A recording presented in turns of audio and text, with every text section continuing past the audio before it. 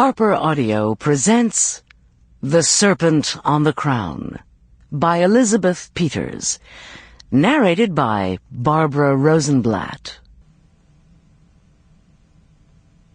Chapter 1. He woke from a feverish sleep to see something bending over him. It was a shape of black ice, a tall, featureless outline that exuded freezing cold. He tried to move, to cry out. Every muscle was frozen. Cold air touched his face, sucking out breath, warmth, life. We had gathered for tea on the veranda.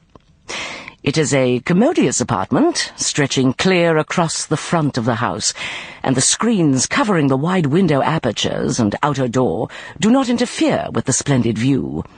Looking out at the brilliant sunlight and golden sand, with the water of the Nile tinted by the sunset, it was hard to believe that elsewhere in the world snow covered the ground and icy winds blew. My state of mind was as benevolent as the gentle breeze.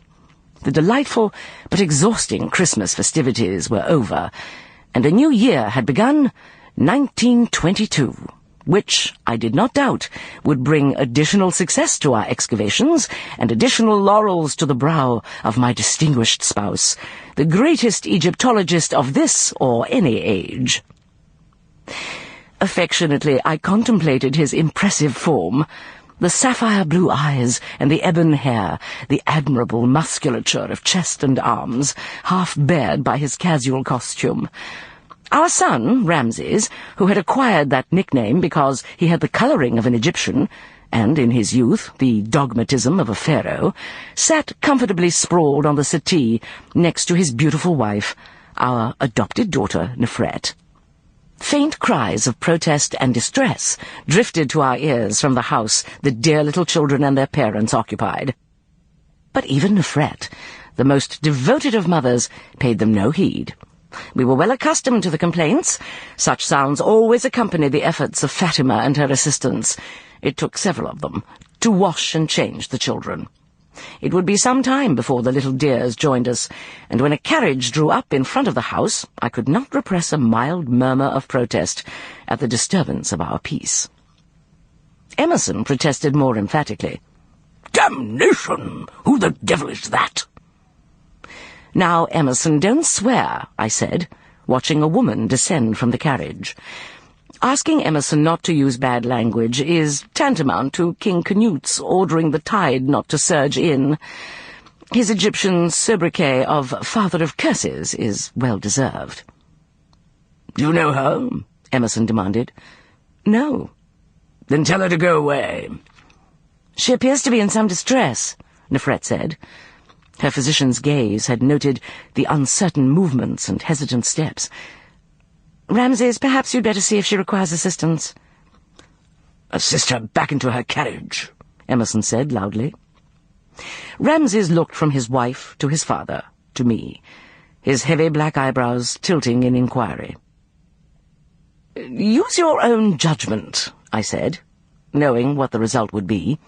Ramses was too well brought up, by me, to be rude to a woman, and this one appeared determined to proceed.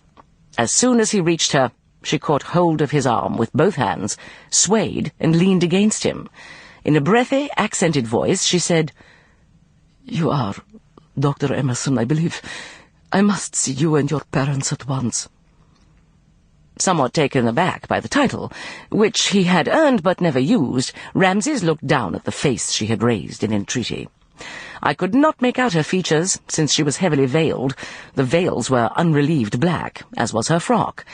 It fit, in my opinion, rather too tightly to a voluptuously rounded figure.